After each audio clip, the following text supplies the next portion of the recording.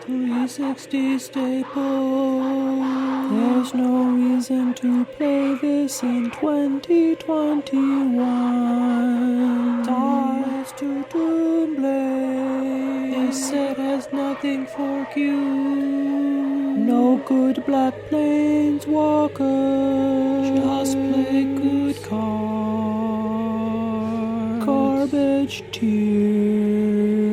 Why aren't you playing Chain Lightning? Auto include at 540. Boros has no good card. Cut all the bad cards. Aggro is boring. There's so many better cards at 2 mana.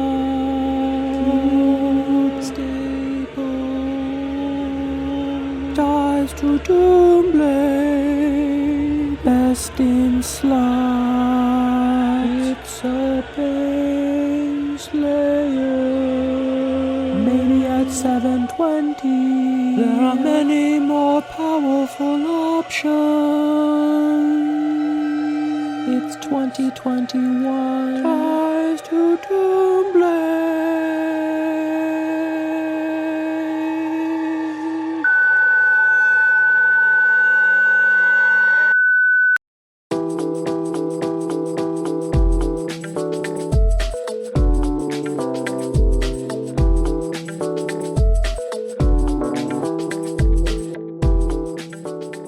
You cast a spell. In response, I say, "Hey friend, nice spell." This is Lucky Paper Radio. I'm your host, Andy, and I'm here with my co-host, Anthony, tech support extraordinaire Maddox. It's not by choice, but I do my best. I do want to share my favorite story of your tech support for your family. Your parents, especially your mother, not in love with technology, not her first love in life. I think that's pretty fair to say. She struggles a little bit. Sometimes gets a little confused with things. And do you want to tell the story, or should I tell the story of the time she called to report that I believe it was her keyboard wasn't working? Yeah, I think it's really important that you understand that I'm trying to debug this problem over the phone. I can't see what she's doing, but she's very insistent that the problem is her keyboard is broken. So I walk through all of the typical debugging steps. What do you see on the screen? Do you see anything in this corner of the screen? Is this particular light on? It goes on for... I don't know how long you could possibly imagine this going on for. At least 15 minutes. Guess what the problem was in the end? I know, so I won't spoil it. Well, turns out the computer was off the whole time. Computer was off, and she had just never really... modern computers, you don't have to shut them down that often, and so the computer had never been off, so the way she would wake it would be to press a key on the keyboard, and the computer would wake up. So it's completely natural. I can sympathize totally with your mother's point. 100%, She's like, the keyboard's not doing the thing the keyboard always does. Every day, I come to the computer, I hit the spacebar, and the computer turns on. Today, the keyboard is broken. Yep. It's a funny joke, but also it really is interesting just to think about how someone can have a completely different mental model for how things work, and or a completely just different way of framing and talking about an idea, which to me, that specific story really stands out as just whenever something seems like somebody doesn't understand something or they're just thinking about something differently, I just try and empathize as much as I can and put myself into their shoes. It's also a good insight into just how difficult any kind of technical support is. It's really complicated. I also, people probably have heard if you did any kind of technical support over the phone with a company or something, that one of the things they'll always ask you to do first is unplug the thing and then plug it back in. Whatever you're having a problem with, unplug it, plug it back in. Which, it is possible for some machines to store charges and capacitors and stuff such that unplugging it for a certain amount of time can actually reset stuff. But for the vast majority of cases, the reason they ask you to do that is because the industry has learned that asking somebody, "Hey dummy, is your VCR plugged in?" gets people real mad. But if you say, "Can you unplug it and plug it back in?" and give the person the out to say, "Oh yeah," and they go to look at the plug, it's actually unplugged, they plug it in and say, "Oh, it worked when I unplugged it and plugged it back in. Thank you for your great help." It's just so many layers of complexity in doing any kind of technical customer support, which that little keyboard story is one of my favorite compact examples of just how difficult it can be. I will say you're totally right, and I really do empathize with people that are doing phone support for technical things. And I think it's also about that restarting things, about just putting things in a known state so we know where we're starting from. Right. However, I think it is unacceptable the degree to which they do this. I again, like, I have so much empathy for these people. I know they have a hard job. I do I know all what you're of the saying, debugging Anthony. You want steps. the cheat code. You I want the code cheat to say, code. look, I want know what I'm the doing. secret word that I can say, yes, I Yeah. have restarted all of my devices. I have tested this on multiple devices. It is this part of the technology stack that is the issue. Ooh, I have literal panic just thinking about the experiences where, you know, I go through literally the third person in the line of fire in the Comcast support and be told again, well, we're gonna restart your modem. Can you turn off your computer? It's like, I have done these steps for the last two. Go ahead and blow on the cartridge and give that a few seconds and let me know how that performs then. Yeah, I wish you could just whisper like Ada Lovelace, and they would just put you right through. They'd be like, all right, great. You know the secret That's word. the perfect password. Allow me to patch you through to somebody that also understands technology. Because I've tried before to have that conversation with a support person. I'm like, look, friend on the phone. I am a I don't want to waste technically your literate person. time. I have already followed the script you're about to give me. I don't want to waste your time. You don't want to waste my time. Let me just go ahead and say that I've unplugged it. I've plugged it back in. I've reset the router. I've done all the things. I promise you that I have a little bit of technical knowledge and I've identified where this problem is. Let's get to the lower level problem solving stuff, please. Oof. Man, I had an issue It's a the other hard job. day, and after a long time on the phone with one support person, they put me, or I don't know what happens. I just get a new voice on the phone. Hello, how can we help you? And I kind of lost it, which for me meant I was just like, do you have any context for what's happening? And they're just like, Yeah, to be clear, I think repeat listeners will know that you're a very kind and gentle man. You losing it is probably a pretty mild experience. Me losing it Asking us- was literally asking, do you actually have no context? Let me take a deep breath. Let's start over. Yeah, exactly. Yeah, you losing it is asking a like 2% passive aggressive question of the person on the other line. It was very. We shouldn't have. Now I'm frustrated. Well, the thing that frustrates me about that whole thing is that the person who's doing the customer support is in a system that is failing them. Yeah. Like, it is the system that is the problem. They are being failed by it, and I am being failed by it, and we are here mutually being failed by this system, and we are both disempowered to at all break the pattern and fix it for ourselves, because the system, let's not get too down a rabbit hole about capitalism, Anthony. We can save that for a bonus episode. I feel like we're sometime, maybe. circling around that drain. You know, all roads lead to capitalism. It's like 7 degrees of Kevin Bacon, but it's like, in America, it's like 1.5 degrees of capitalism. Identify almost any problem, and it comes down to capitalism. But that is for another time. I don't think we should go down that rabbit hole today. Your comment, though, about your mother having a totally different frame of reference for her technical problems, I think is a good little segue into what our main topic is going to be today, Anthony, because I think today we should talk about people's frame of reference for Cube, and really, I just want to empower everybody listening to make the Cube that will make them the happiest, and make the Cube of their dreams. And I have really some things I want to talk about to this point, and so we'll get to that main topic. But first, we're going to do a Pack One Pick One from a listener-submitted Cube, except it's actually not a listener-submitted Cube this week, because there is a new Cube on Magic Online, the Nega Cube. We're going to do a Pack One Pick One from that Cube, because I know a lot of you are probably playing it, so perhaps a brief take on the environment from Anthony and I will give you some help in your drafts. The Nega Cube, Anthony, is actually something that I know Jet Crowdis, contributor to Lucky Paper, have talked quite a bit about wanting to make a cube like this. The restriction of the Nega Cube is that it is a cube that consists only of cards that are not included in other, I believe it's just Magic Online cubes. So the card pool is unrestricted, except it can't be a card that's in the Magic Online Vintage Cube, the Magic Online Legacy Cube. There might still be a Modern Cube. It just can't be in any of those lists. Those ones are immediately eliminated from contention, and whatever's left is what they're allowed to pull from, which I think is a very cool limitation for a cube. And for a long time, if you own a cube for a few years, you tend to collect a nice big stack of cards you've cut from your cube. Maybe a lot of them you foiled out before you cut them, if you're like me. And the idea of just saying, I wish I could play with these cards still in just a slightly different environment is something I considered for a long time, but just getting all the sleeves and stuff, too overwhelming, so I never bothered doing it. Yeah, it's an interesting restriction, and there's also a fair amount of territory exploring this. If I'm trying to find on the cube map right now, but I know there's a whole cluster that I found before of all the cubes that are just the cards that are already in one of these particular online cubes. I'm going to read the pack from this cube, and then Anthony will give us his hottest, spiciest takes of which cards you should be Pack One Pick One-ing. The pack is Elysian Caryatid. Nadier's Nightblade, Viridian Emissary, Drakuseth Maul of Flames, Grafted Wargear, Whisper Blood Liturgist, Crag Crown Pathway / Timber Crown Pathway, Goblin Bombardment, Blood-Soaked Champion, Mortician Beetle, Cataclysmic Gearhulk, Temple of Triumph, Vivid Grove, Body Double, and Asika's Chariot. What's jumping out at you, Anthony?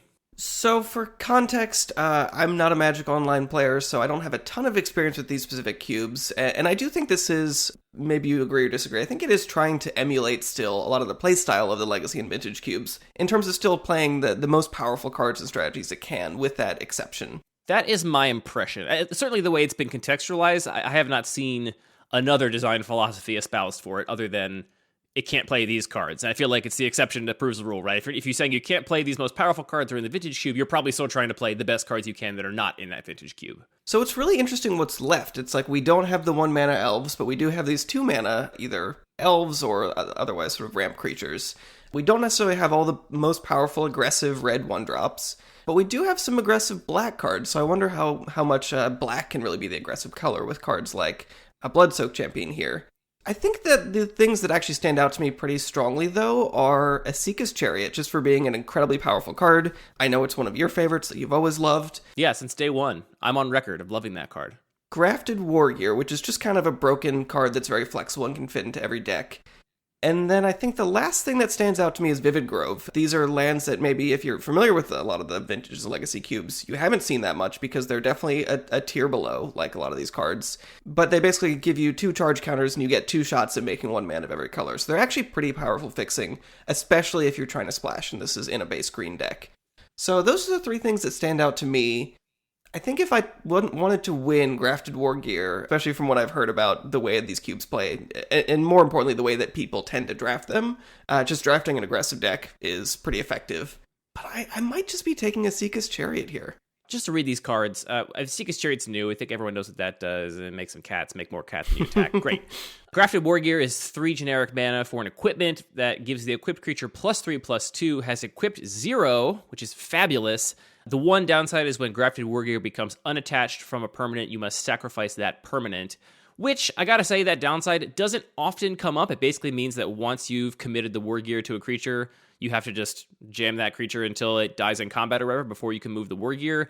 Occasionally, they have a bounce spell for the Wargear, and that feels pretty bad that can't happen. Oh, yeah. But for the most part, it just means that you're committed to putting it on a creature and not bouncing it around, not attacking with one creature, then moving it to also have it on blocks. But the stat boost for a 3-drop with equip 0 is really, really strong on Grafted Wargear. And then you mentioned Vivid Grove. Yeah, it's just like enter the battlefield tapped land that produces green and twice can produce mana of any other color, which my overall impressions of this format from looking at the cube list and from hearing some other players in our play group that do play Magic Online talking about it is that it is a format that is kind of dominated by greedy decks for the most part. And because of that, the sort of meta choice, as you mentioned, Anthony, is maybe to try to play something more proactive because so many players are going to be playing 3 to 4 color greedy decks or, decks that don't cast anything till turn 3 because they're playing these big expensive spells. So I think every card you pointed out is entirely reasonable. I will say I think one of the card pools that suffers the most from this restriction is mana fixing because we don't have access to very much untapped mana fixing at all because the shocks and the duels and the pain lands, like a lot of these things are already accounted for in the main cubes. For that reason, the pathway jumps out at me a little bit. I know it's more committal because it's just red or green as opposed to Vivid Grove, which is pretty open fixing. But the amount of untapped fixing in this cube is significantly more limited. And so if I was taking a land, it would probably be the Crag Crown pathway, the red-green pathway. I know how you feel about tapped lands. I do feel a certain type of way about tap lands, and to the point of the meta-analysis of this cube, I think if you're trying to be the bigger, greedier deck against all the other bigger, greedy decks, then it's not as important because it doesn't seem like tempo is going to be the deciding factor in most of those games. It seems like having the better cards is going to be the deciding factor and being able to cast them. And so if I'm just trying to outvalue my opponent, then I would much rather have something like Vivid Grove or honestly even a Temple. But if I end up playing a more proactive deck and my goal was to go under all these greedy decks and leave them dead with their 4s and 5 drops in hand, then the pathway becomes a lot more appealing. Yeah, that's fair. But for me, I'm just taking the grafted war gear. I'm actually really surprised to see this in this cube because I would have expected this to still be in the vintage cube or at least the legacy that's a great cube. Point. And maybe I misunderstand some detail of the stipulation here, but that card to me is, it's great if we end up in an aggressive deck because it upgrades any dinky little creature to a huge threat. At least, under most circumstances, a 4-power threat. You can put it on something with keywords like flying or lifelink or menace. It becomes an enormous problem immediately. It turns any creature in your entire deck into a huge problem. But also, it's really good in those grindy, like mid-rangey mirrors because oftentimes you end up kind of in a board stall where you've both got 4/4s and 5/5s or whatever you don't want to trade in combat. And just being able to turn one of your creatures into a huge creature means that you can start swinging in with them, which I think oftentimes breaks those stalls anyway. So no matter what we end up doing, I'm really happy with Warrior, and it is colorless. So that really stands out in this pack for me and is my pick by a pretty big margin. I think that's fair. I think I'm still swayed by the Cat Wagon, but I think that's probably the wrong pick. The Cat Wagon, I think, is the next... If we are going to play that value game of we're just going to try to go toe-to-toe with all these big decks that are casting 3 and 4 and 5 mana spells, then I think Chariot is probably one of the best cards to do that in the environment. It's going to be able to break those stalls just by generating so much value in and of itself that I think it will be very valuable. So I think it's entirely defensible. And if War Gear weren't in this pack, I would probably be on that still over the lands. And then after those two, I would be on the lands as well. And I'd probably speculate on that pathway and just see if I could do something fast. The other thing that's interesting about it in a lot of cubes, and I suspect in this cube as well, is unlike playing it in limited where it's basically just, it makes the cats and it fuels itself, and if you lose those tokens, you're kind of out of luck. I think there's a good chance you actually end up being able to make more and higher powered tokens and get even extra value out of it. Yeah, I agree. I think you'll have some time to set up value engines like that, and I think removal is enough at a premium here that you'll be able to combine this with other cards that make more powerful tokens without being disrupted by your opponent in a lot of situations. The other card I don't think we can leave this pack without mentioning is Drakuseth, which is a big dragon that I'm pretty sure just says if you untap with it, you win the game. It's definitely not where I want to start, especially in a format that I'm not super familiar with a huge 7-mana spell. But I think this card is kind of ridiculous, and I wouldn't be super surprised to hear a more experienced player tell me this is the pick. It definitely is ridiculous, and it probably entirely comes down to, A, how viable quote-unquote Baneslayers are in this format, because here you're spending 7 mana on a giant creature that doesn't do anything till you get to attack with it. So, I mean, it blocks if they can't remove it, but it doesn't do anything guaranteed until you get to attack with it. And when you do attack, so this is just 4 red for a legendary creature dragon. It's a 7/7 with flying. The important line of text is when it attacks, it deals 4 damage to any target and 3 damage to each of up to 2 other targets. So in a lot of situations, it's going to be a Plague Wind or just kills your opponent right there. Yeah, exactly. It's either a huge Plague Wind or just, attack for... They have to be other targets, so you could deal a total of just 11 if with an unblocked Drakuseth on attack, 4 to your opponent, and 7 from the Drakuseth itself, while also incidentally bolting 2 other things. It's truly nuts. So I think it depends on the viability of Baneslayers if you're planning on casting it, or the potential of cheating it into play. Like, this might be, in this environment, a somewhat appealing reanimation target or similar. And I haven't looked in detail at the list to figure out if that is supported. So for me, it's a little narrow. Even if I'm playing a ramp deck, and even if it's a slow environment, I still want very, very, very few 7-mana spells. And so I'm not happy to take that super early. If I expect to be in a deck that's going to cast this, I'd honestly just start on Elysian Caryatid, which is the 2-mana ramp creature, and just say, I'll cast Drakuseth or some similar 7-drop as if I get it later. But it's certainly... It's got the most raw power level of any card in this pack. If you get to attack with it, your win percentage, I think, probably goes through the roof. I mean, we could take the Drakuseth and hope to wheel Whisper, which is a 4-mana reanimation spell with a lot of hoops. If only Whisper gave haste. Giving haste to Drakuseth would be pretty chill. Okay, that's the pack. I hope for those of you drafting the Nega Cube, that perspective is maybe a tiny bit helpful, although Anthony's caveat is very important. I have not, nor has he, and we will not play the Nega Cube ourselves. So tell us how it goes, and if you think our perspective on the environment is correct. If you want to have us do a pack one, pick one of your cube on Lucky Paper Radio, just send a link to your cube to mail@luckypaper.co along with your name and pronouns. I think this discussion we're about to have would be a lot better if you and I disagreed on this, on the following subject, and I don't think we do at all. And I think we're actually maybe in the minority of the overall, at least maybe the more vocal cube community in seeing eye to eye on this. I think maybe we have a different opinion from most people that are out there thinking about and playing cubes. But I want to talk about the idea of Cube as a monolithic format, which is how it is often presented by people in other contexts. This is, of course, the source of our rivalry with limited resources. They did an episode on Cube where they talked extensively about what Cube is, what Cube feels like, and kind of presented one very specific way that they thought Cube was meant to be. And that way was this power optimized vintage legacy Cube. And, they said things like, finally, the Arena Cube actually feels like a cube, because before it didn't have enough powerful cards in it. Now it actually feels like a cube. Yeah. And they are not alone, and I have no desire to cherry pick specific examples of this, but if you look around the community to other podcasts, to YouTube channels, to articles, there is a very prevalent portrayal of Cube as this monolithic thing. Like, Cube is about playing the most powerful cards. For a very long time, actually, and this actually got updated a couple months ago, but for a very long time, if you Googled, MTG Cube, one of the first results is the Gamepedia wiki page for MTG Cube, and I think the description of Cube on that page, even for a long time, said, Cube is a custom draft environment, usually consisting of the most powerful cards in Magic's history. It even had that in the definition of Cube. So this is a very common thing. Before we talk about why I think it's a problem that that's how we talk about Cube in the public discourse, why do you think that is, Anthony? What are your hypotheses? What are your hypotheses about why people talk about Cube like that so narrowly? I mean, I think the most obvious thing is just that is the most visible thing. The MTGO Cube is very much designed in that way, and that's how most people are introduced to it and experience it and see it. So I think that's just a huge force to fight against. I think more broadly, though, and maybe the reason why that started that way is there are a lot of different sort of value propositions to why to play Cube at all. For some players, it can be a way to just have a draft format that they can play repeatedly for free. For some, it can be because they want these really niche cards, which are just, not good enough for a certain constructed format, have a home for them.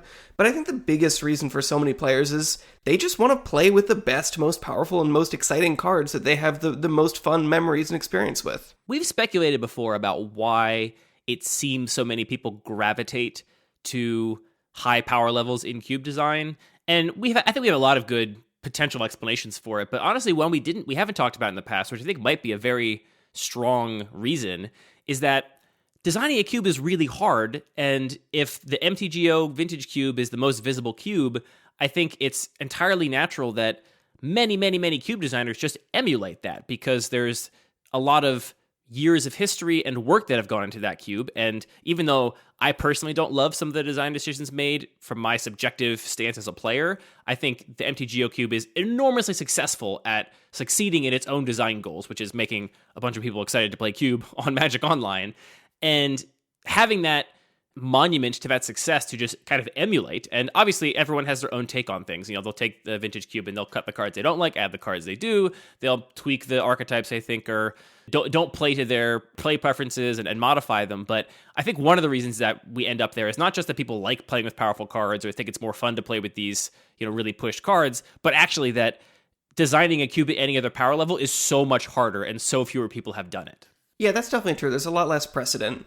But I think that sort of micro scale, or maybe more important way to come at that, is just that we do carry a lot of our card evaluations and value judgments from other formats. If I'm experienced at playing Limited and I'm used to saying, well, this card is good and this card is bad, because that is practical. There are objective ways that we can talk about the quality of cards. And then I come to designing a cube, it's really hard to shed that and say, well, this individual card being good or bad doesn't actually have the same impact when we're talking about designing an environment where all of those values are relevant.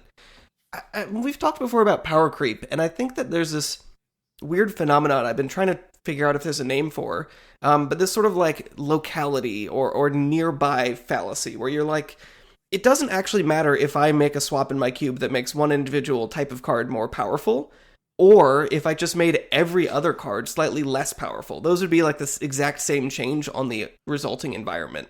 But it's really, really hard to pay attention to the whole system at once. When you're having a conversation about one individual card, it's so much easier to say, well, we want the cube to be better, let's make that individual card better. That is the correct way to balance it. I mean, in a practical concern, it'd be really hard to say, we want to make this archetype better. Let's deliberately nerf every other one by 2%. That's an extremely challenging thing to do. So I think there's this sort of weird confluence of just the way we sort of are taking our experience of evaluating cards from other formats and the fact that it's really hard to just keep that entire forest in your brain at one time. Yeah, super challenging. I don't entirely agree with what you just said.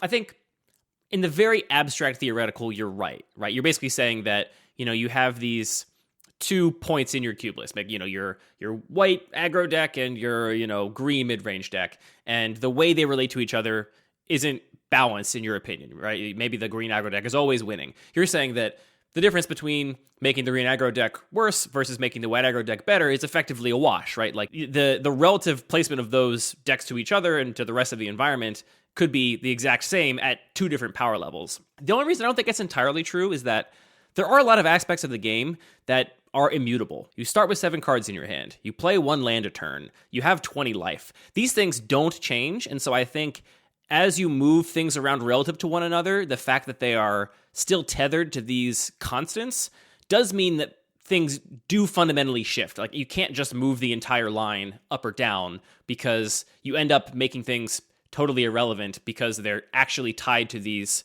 core immutable constants in the game. And the best example I can give is just aggro, right? Like, if you say, to dramatically oversimplify it, if you say that, like, I have 2 aggro decks in my cube and they're based on playing aggressive 1-drops, and then I have the mid-range decks and they, pretty much start playing threats at 3 or whatever, right? If you said, let's just move those up, right? Let's just make the aggro decks play 2-drops and the mid-range decks play 4-drops or whatever, I don't think that relationship would still be maintained, because the difference between playing a threat on turn 1 and another threat on turn 2, or maybe even 2 more threats on turn 2 as an aggro deck, hinges on your taking advantage of the fact that you play 1 land a turn, taking advantage of the fact that you start at 20 life to try and get your opponent dead before their spells are live. And if you don't start till turn 2 and you can't play 2 threats a turn until you have 4 mana, you're going to be so far behind that your opponent's going to be able to catch up with their 4-drops before you've gotten their life total low enough to actually take advantage of that. And I think that same metric applies to all the other kinds of decks. That's just the most obvious example of how we can see that just moving the line around, I think, does fundamentally change how decks work. It doesn't just move it. I think you're partially right. I definitely disagree. You said some aspects of the game are immutable. I'm not going to agree with that. We can definitely... Okay, sure. You can change rules. I mean, we have both designed cubes that have changed the rules of the game. So I don't mean that you're forbidden and the police will come and knock on your door and arrest you and take you away to Magic Prison if you change your starting life total or whatever. But for the vast majority of cube designers, they aren't modifying the rules. What they're trying to do is design a cube within the existing Magic rule set. And I think in that context, moving these things around is not as easy as maybe you make it sound. Yeah, that's interesting. I wonder if anybody has ever designed like a custom format where they change the starting life total. Do you think that could be successful? No, sounds bad. I don't think people would be down with that. That's just too weird. The other thing I'd push back on is that I think you might just be overstating it a little bit. Like, I do agree that things don't always scale the same, for the same reason that you can't just... Well, this doesn't make any sense to anybody but me, but you can't just scale up an insect and say, well, now it works. Like, there's a reason elephants have thicker legs than bugs for their proportion. That's not a bad... Yes, that's a very narrow, but a very good metaphor, Anthony. For those that'll of you work that for understand, how oxygen moves through membranes and the structure of animals and exoskeletons and endoskeletons, that will make a lot of sense. The important part is just that as you're scaling a thing, different dimensions of it scale differently, and the two-dimensional... Sure, the two-dimensional oxygen issue doesn't scale the same as the gravity issues or whatever. But I do think there is a tremendous amount of flexibility within that, even at like relatively high-powered environments where you can scale things a good amount before you really start running into drastic changes. And I also think that you can account for a lot of those scaling issues. So I definitely had this experience with my own cube operating at a much, much lower power level where I realized I couldn't just add 1 to the mana cost. That didn't really function because... Like you said, the 4 mana Wrath being bumped up to 5 mana was a much smaller addition than adding a 1 mana to a 1-drop. So it really took sort of like scaling up doubling the more mana expensive cost versus things. Increasing it by only 25%. By more. So yeah, I mean, I think that there's still a lot of flexibility, but it does take a lot of work to sort of figure out where those issues and how to balance those scaling issues. And that is the work, to me, of cube design. And I have no desire to, in any way, gatekeep cube design. If you want to copy a cube and change one card and call yourself a cube designer, as far as I'm concerned, you are a cube designer, right? Anybody that's out there curating a cube with any degree of interest, whatever, you're all cube designers. But I do think there is a lot of people that either lack the play group or the interest to like play test extensively enough to like figure out if a radically different deck can work, or they're just not interested in spending a bunch of time playing games that might be unfun because you're testing something and might end up falling flat on its face and you don't want to like spend time doing that. And I think this big group of people that ends up making what are essentially, and I count my main cube among this list for the most part. Like my main cube started as, well, it kind of started as a bunch of junk I had in binders that was trying as much as possible to emulate the MTGO Legacy Cube, more or less. And over time, my card collection grew, and it got closer and closer to the MTGO Legacy Cube. And then I started to get more of my footing as a cube designer and got a little more confident in pushing away things I didn't like and actually moving a little further from it. But my story with my main cube is very much the story I'm describing, which is that I didn't have a play group that was going to play twice a week every week so that I could dramatically change things and see how they played and get feedback. I wanted to build a cube that I knew would be fun. I knew that people like these kinds of cubes. I'd heard it talked about a bunch, how everyone loves these kinds of powerful cubes.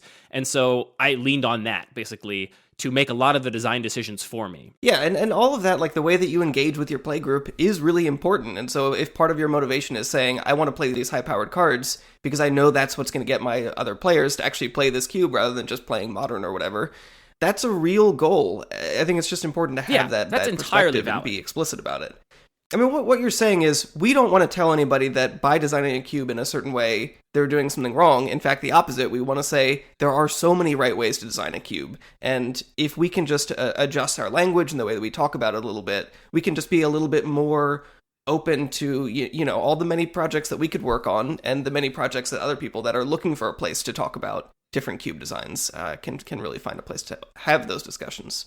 Yeah, and where I was really going with that is that that's a totally valid way to design a cube, but I think it's a way that maybe the majority of cube designers have made their cube. They started with the cube they liked, they tweaked it basically to make it more in line with their tastes or their playgroup tastes, and that's totally valid. But I do think that the aggregate of so many cube designers working in that way, and we should cite the cube map here. The cube map was so revelatory for me because, you know, it finally, I'm a very visual person, right? So being able to visually see how all of the cubes on Cube Cobra relate to one another, clustering group in different sections, and see this kind of large landmass that represents what is roughly Modern Legacy Vintage power-optimized cubes to some degree, and see that kind of branch off and, you know, bleed out into other kinds of restrictions and limitations and design philosophies. It was big for me to actually start to grasp the scale of the cube world. And I would encourage anybody that hasn't looked at it to go check it out and have that same experience for yourself and realize how much there is out there, how much diversity there is in cube. But I do think I assume everybody that's listening has already seen the cube map, but if you haven't, what this is a project where we've taken literally every single cube listed on Cube Cobra, with some asterisks, go listen to the end of the episode or whatever, and plotted it in two-dimensional space where the closer the cubes are to each other, the more cards they share. So it's just based on cards that are shared between cubes. And yeah, I mean, what we really were kind of hoping we would see, and what we have seen, is that there is just a tremendous amount of diversity in the way that people approach designing cubes. While there is a tremendous diversity, there is also the tremendous diversity we see on the cube is at odds with the kind of homogenizing language that I'm talking about here.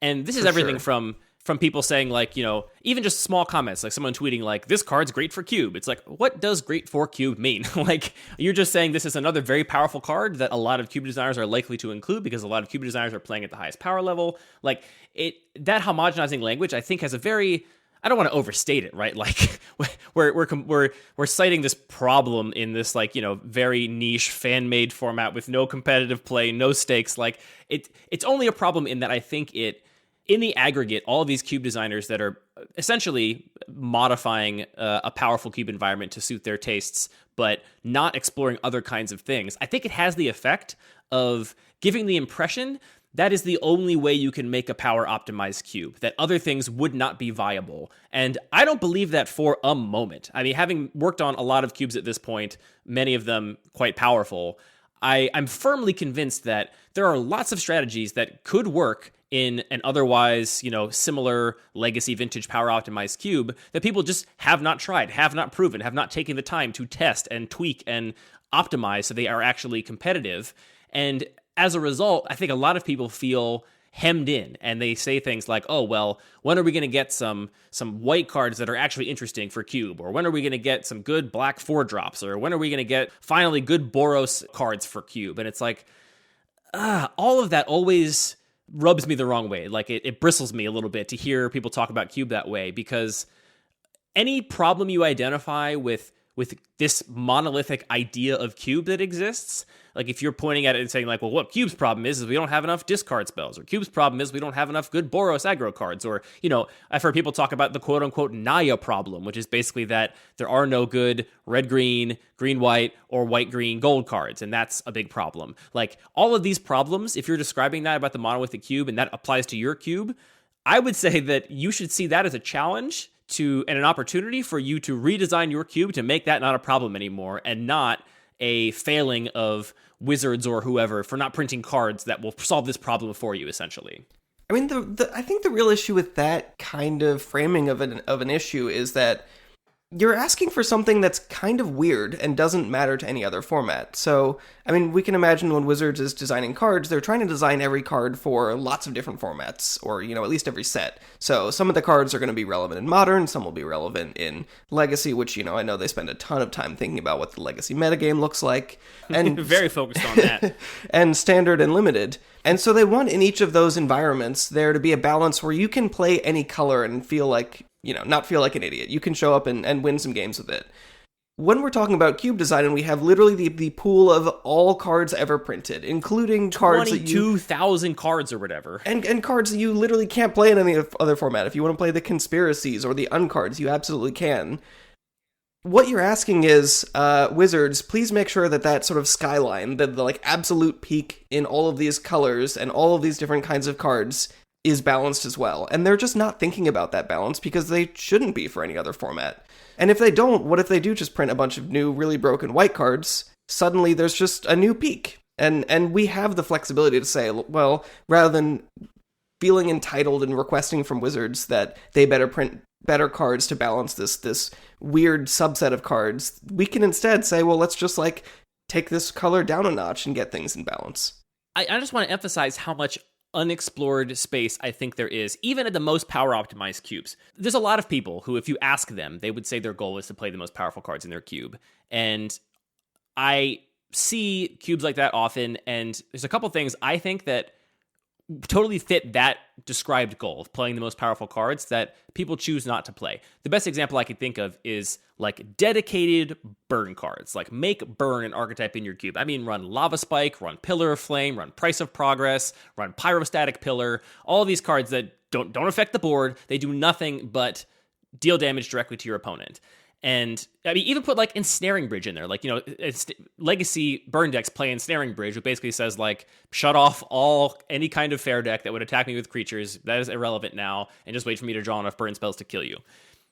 I think that deck, if you put all those cards into like the Magic Online Vintage Cube, I think all those cards would perform very well. I think that deck would be extremely powerful. And the reason you don't see it, I would like to say it's because every designer has individually made the choice of these cards are like across a line where they're too parasitic, they're too narrow, they only go with each other, and they basically ignore what the opponent's doing and just play this count to 20 game.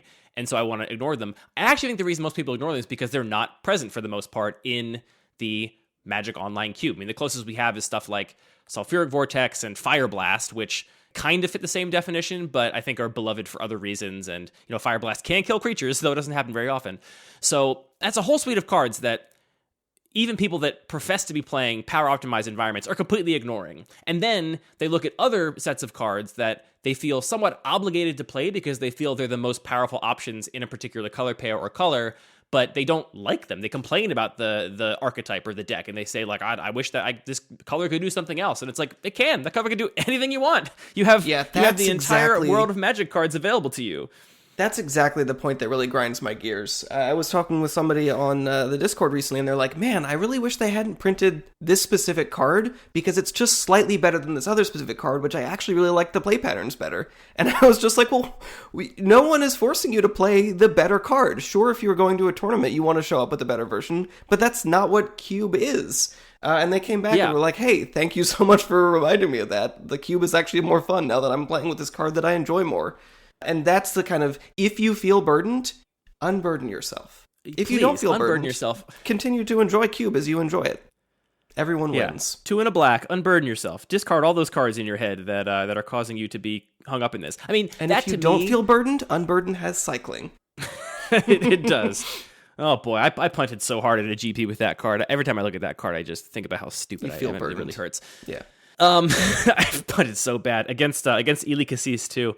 I sat down. It was my first ever GP, and it was like round 3, and I was still 2-0, and got paired with Eli Cassis, and he was like, "Oh, your first GP?" And I was like, "Yeah." And he was like, "That puts you at a big disadvantage." And then I went along to punt horribly. Anyway, Magic's hard. That interaction you have with that person on the Discord, that to me is the damage of the very subtle monolithic language about Cube that pops up everywhere. The way people talk about it, where it's like everyone wants the most powerful cards to be printed so they can excitedly jam them in their Cube. That enthusiasm. And, there's a reason we don't write a Cube set review the way that some other people do Cube set reviews. I think all of those set reviews assume a certain context. For the most part, it assumes a power optimized context. And what the set reviews basically serve as is an evaluation of the power of the perceived most powerful cards in the set. And we don't do that because we don't want to contribute to that monolithic nature, but our Cube perspectives, the Strixhaven one will be coming out very shortly, maybe it will be out as soon as this podcast is out, that is our equivalent of that. And even though we are intentionally trying to cast a broad net and catch all kinds of Cube designers, and instead of presenting just the most powerful cards as relevant, we want to present all the interesting cards, we see this pop up in our perspectives too, right? We see that many of our respondents are playing power optimized cubes, and so very often the cards that have the most testers are the ones that are the most powerful, most interesting cards in the set. So this is a present thing. I just think it's something I wish everyone was a little more conscious to just not fall in that trap of assuming all cubes are the same thing, because that's what you get. You get people that actually forget, like, oh yeah, I don't have to play Questing Beast. My green mid-range decks will be fine if I don't play this word salad of a card that has a bunch of play patterns that I don't like. Like, I don't have to put this card in my cube. And the same is true of, like, you don't have to play white aggro. You don't have to play counterspells. You don't have to play board wipes. You don't have to play Boros cards at all. If you think they're all bad, like, don't play Boros cards. That's an option available to you. I just wish more people would, as you said, free themselves from the assumptions that a cube has to be this power optimized thing. And I think a lot of that does come from just it comes from people leaning on the collective playtesting of the most powerful cards by the prominent people that write set reviews, like your What Wolves and what have you, by your Usman Jamils, by just the sort of the consensus brain that is basically talking about the most powerful cards in all the different cube contexts. And I want to really strive for this podcast and for Lucky Paper and to be a space where we don't just talk about those cards and we talk about everything, because, some of the cards that excite me most from this set, I have a combat trick focus cube, and this Strixhaven is a slam dunk for it. There's so many cards that are just amazing for the combat trick cube on account of the fact that Strixhaven is a instant and sorceries matter set. That to me is just as exciting as a new powerful planeswalker or whatever in a specific color. Yeah, and just to, because, this is mostly a podcast about caveats, that is an incredible resource. And the fact that if you are talking with a group of people that have those same sort of design goals of just playing the most powerful cards, that does make things a lot easier. So you are getting something up. I want to cite a couple examples of this too. We talked a little bit about how I think Burn would be totally viable in Cube, but people don't like it or don't want to play it or don't think it would be viable because they haven't seen other cubes playing it. Similarly, I think there's a couple other simple examples. So my Blood Magic cube, my primary cube, for lack of a better word, is, like I said, a kind of legacy, vintagey, power-optimized cube. And one of the biggest deviations I made in the early days from other cubes that are like mine was moving black away from Reanimator. I had already excluded some combo stuff, and there's a lot of cubes that don't have combo cards, like Kiki Jiki or Twin or Storm or whatever. And I'd already moved away from those, and really I felt like I hit a point a few years ago where I just wanted to focus on really only fair strategies, and I felt like cheating mana costs dramatically with sneak attacks and natural orders and reanimation spells was not playing on the same axis as all the other decks, and it was leading to play patterns I didn't like. When I decided to cut Reanimator from my cube, it became so much harder for me to figure out how to make my black section functional, because I no longer had very many cubes, and most of my peers in the cube design world were not playing a black section that looked like mine anymore. And so we couldn't have conversations about how's this card performing for you, how's this other card working for you, what would you suggest I add, because their experience was now much more different than my experience was in my own environment. So there is definitely a collective benefit from having a similar cube to other people in the community, but it also is extremely limiting because that play pattern of black when I was playing Reanimator was not serving my play design goals. I think my cube is much better now for having traveled through that valley of having black decks be really bad for a long time and trying to figure out how to make it work. And it's always a work in progress. I'm always looking to improve it. I don't think I'm finished, but that was an example of just, that's one of the biggest deviations in my list from other similar lists, and it made it that much harder to make that section functional for me. And now you have this really solid, aggressive black strategy that everyone loves and agrees is perfectly balanced with the rest of the environment. Yeah, I'm really grateful to have a play group that's so understanding and just loves the deck as much as I do. It really helps. Another example of this that I wanted to cite, which I think may be a little more known to people, is that the green strategy in the MTGO Vintage Cube for a very long time has been kind of a super ramp strategy. I've even heard LSV and other cube streamers basically say that your green decks want all 1-drops and 2-drops and then 7, 8, and 9-drops. You don't want anything in between. Your whole goal is just to ramp out these Eldrazi and Craterhoof Behemoths and just these cards that are huge haymakers that end the game, and that's the strategy of your deck. And if you can't do that, you will lose. Many other cubes employ a more mid-rangey green strategy where it's maybe let's actually ignore these super expensive cards and cut them, and instead play a lot of powerful 4, 5, and 6 drops in green that are also equally capable of ending the game. Maybe not quite as fast, or maybe not quite as decisively. Maybe there's a little more interplay in it, and that also allows us to cut down on these non-games where either you channel out an Eldrazi on turn 2 and the game's over, or you just can't get to your 8th mana, so you never get to cast any of your big threats, and your opponent just wins that way. Also, to go further down this spectrum, there are more and more and more cubes I've seen lately that I don't want to call it green aggro, but it's a much, much, much lower to the ground, proactive green mid-range deck. I see this mostly in cubes that have a ton of fixing and a ton of gold cards that are really embracing a kind of mid-rangey mirror kind of play patterns, where the green decks are playing Tarmogoyfs and, a lot of these 2-mana, and green and something else gold cards like Chevreau Bane of Monsters and Voice of Resurgence and all these other kinds of cards. And those green decks are also extremely successful in this way. So really, all 3 of these green decks could totally be completely viable in any of these power optimized environments, right? Or equally viable to one another. I mean, they're probably all going to lose to Storm or whatever, but they will be equally competitive against most of the rest of the decks in the archetypes.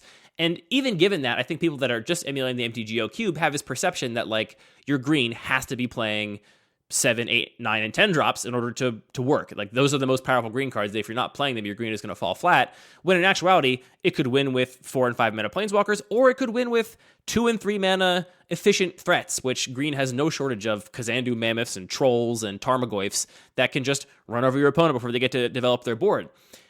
I think for every other deck and color combination, there is an equal amount of unexplored variety that could absolutely hang with the other powerful decks in a cube that people just haven't explored, aren't willing to explore, are interested in exploring, or don't think are viable and just avoid for that reason. I think people really underestimate the range of possibilities of what could constitute a successful deck in an environment. Can I add one caveat to the qualification, or maybe a qualification to the caveat, and just state super clearly when we're talking about within this space of power optimized cards, we don't mean literally the 360 most powerful cards. We're talking about just operating in that space of, the top 1% of Magic cards, which is still very, it's a lot of space, but it still has that feel of playing with the most powerful cards from the game. And not to get too pedantic, but we don't have a podcast not to get pedantic. Okay, to get very pedantic, you can't say these are the 360 most powerful cards in Magic. It is not possible, because all of the cards' power levels is always relative to the rest of the cards that are in the the draftable set. Like if you were to say, here are the 360, I looked at all of the 20,000 cards in Magic. I ran a bunch of computers and I had, people do pack one, pick ones, and I have 100 million pack one, pick ones, and I've identified the 360 cards that are picked highest of all the cards in Magic's history. That collection of cards would not necessarily lead to powerful draftable decks. And you could very easily swap in a card that people were picking lower that now contributes to a much more powerful deck. And that process just goes on forever. And there's a lot of people that are basically trying to seek this ideal, but it's not possible. And you could swap out your entire green section that was, the most powerful green cards and with all new set of most powerful green cards. And that deck could perform just as well. Which one's more powerful then? You can't say. It is impossible to know. So, all right. So I think you've said context matters. So that fills out my lucky paper bingo card for this episode. Context. We can have a lot of people ringing our little bingo bell on this particular episode. To summarize that point, Cube is not a monolith. That's what we all love about Cube for the most part. Unless you just like to grind the MTGO cube and that's the only cube you care about playing, then yeah, sure. I mean, Cube to you is just that cube. Do your thing. You're probably not listening to this podcast if that's your goals. For most of us, Cube is great because it's a broad format, and I would love to just entreat people to have a little more context and care with how you refer to Cube as a format, so we can gently eschew this monolithic idea of Cube always being the most powerful cards, because I think it would free up a lot of people to design more diverse kinds of formats and discover that lots of things that they assumed might not be viable because they hadn't seen them in other people's lists are actually totally viable and work just fine. I want to get on my soapbox a little bit. I'm feeling a little spicy today, Anthony. I'm ready to say some things that are going to offend people. All right, put your soapbox on your soapbox. While we're being, tone policing everybody, I also want to say everyone should stop calling cards boring or interesting or some, variation of those terms. Stop it. Get some help. I see these words bandied around a lot. I'm sure I've been guilty of doing this myself a lot of times. I'm not always as careful with my language as I should be, so, don't at me with screenshots of Discord or whatever. I'm sure I've made this mistake too. But in the sake of all of us getting better, saying a card is boring or interesting really doesn't mean anything other than you like it or you don't like it. And why I think it's subtly toxic to use words like interesting or uninteresting or boring or whatever is because that has an air of objectivity. When you say a card is boring, it doesn't sound like you're saying, this card bores me. You're saying some fundamental attribute of this card is boring. And the way you've put that statement naturally will rub against anybody if it disagrees and finds that card interesting. Every time I see somebody say, this card's boring or interesting, I just translate in my head to, I like this card, I don't like this card. I think if we all just said we liked cards or didn't like cards instead of leaning on these words, it would make our biases and subjectivity much more transparent. I'm just saying, I don't like questing beasts. It's not any objective thing wrong with the card. It's just not a card I like. So I'm not going to play it in my green section.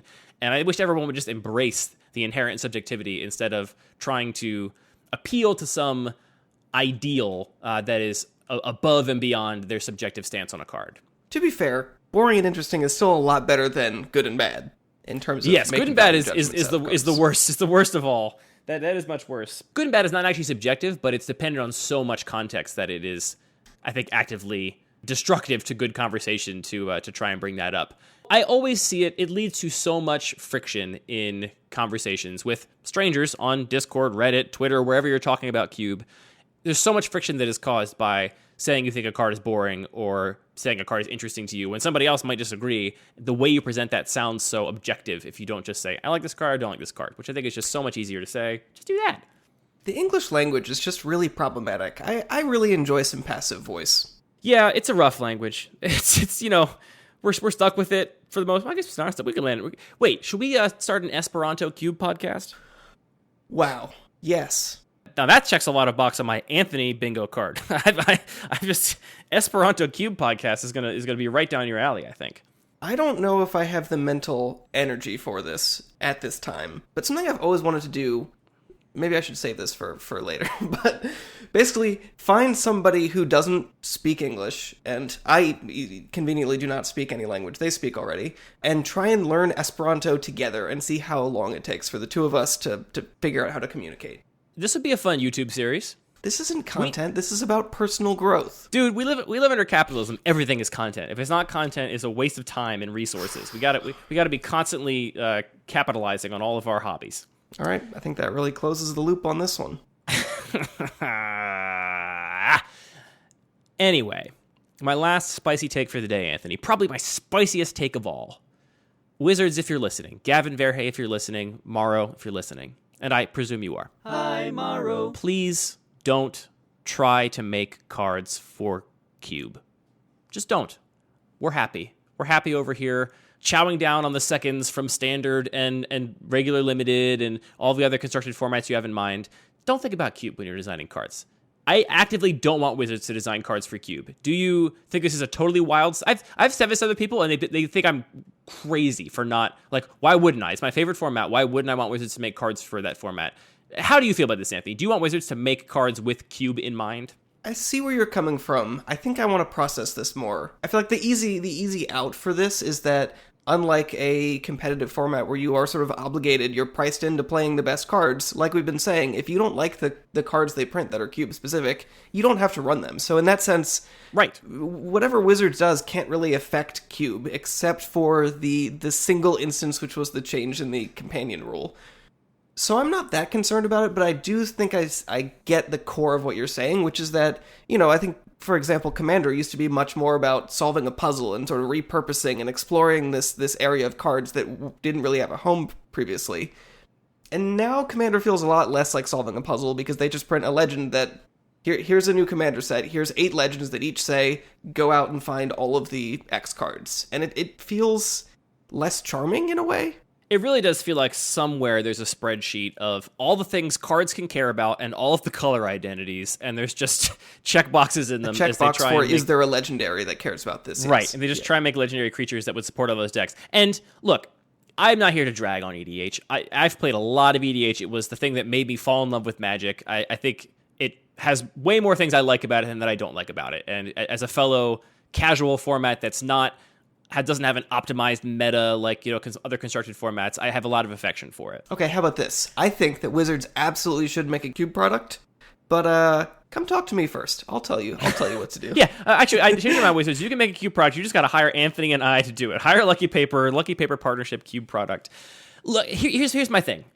I think one of the most fun things about Cube is that everybody gets to have their own take on it. And while you're right, I am more insulated in Cube from decisions that Wizards makes that I don't agree with because I don't have to play with other cards. I can just play with the cards that I want in my own cubes.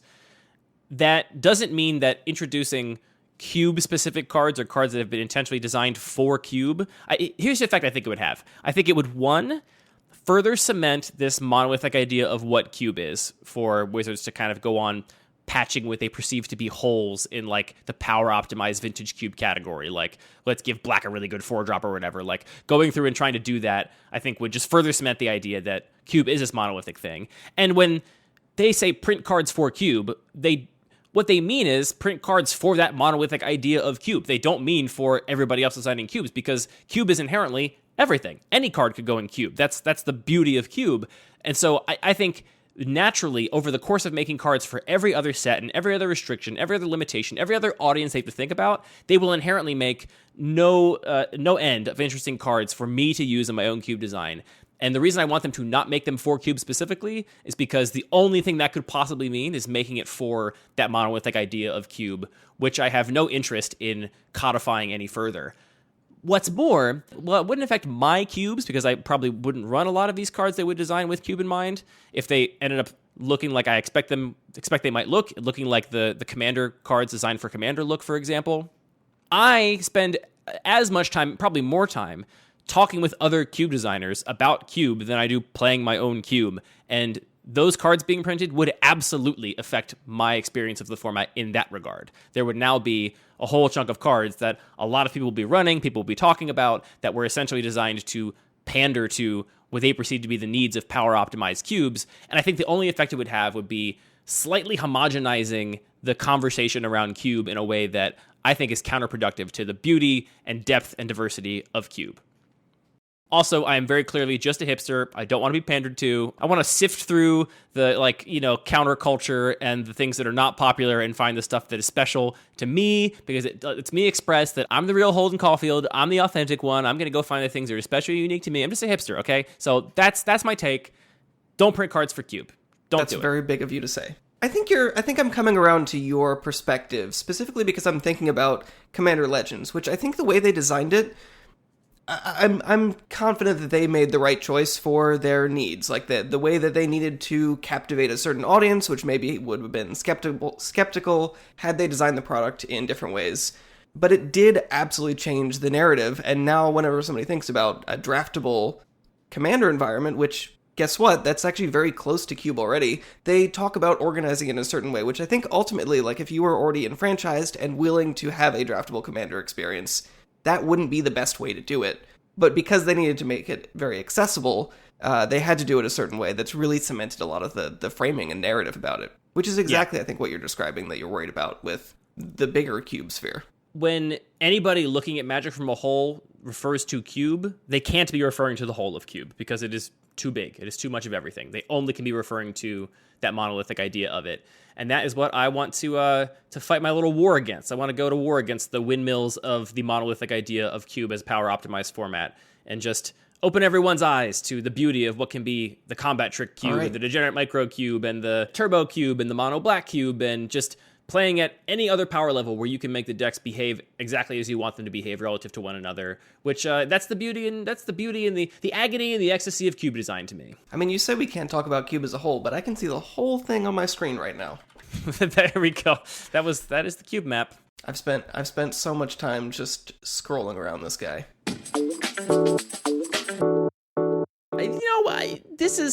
I gotta say, Anthony, I'm a little self-conscious. This is not the tone I normally want this show to have.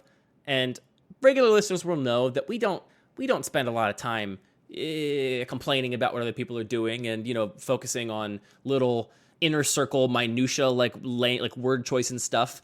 But this is a big thing that comes up a lot. And I'm glad to have at least recorded like a canonical, here's our take on the breadth and the depth of the Cube world and why we shouldn't be trying to pigeonhole it to just most powerful cards. But this is not, I don't expect to record a lot of whiny episodes like this in the future. So I hope it was tolerable, dear listener. Next week, tune in for fun, happy talk about Magic the Gathering. That's it for this episode of Lucky Paper Radio. Thank you to DJ James Nassi for producing all of our music. Thank you to Wizards of the Coast for making the Magic cards that are not specifically for Cube. Thank you for listening, and thank you, Anthony, for talking about Magic with me. Happy to do it, Andy.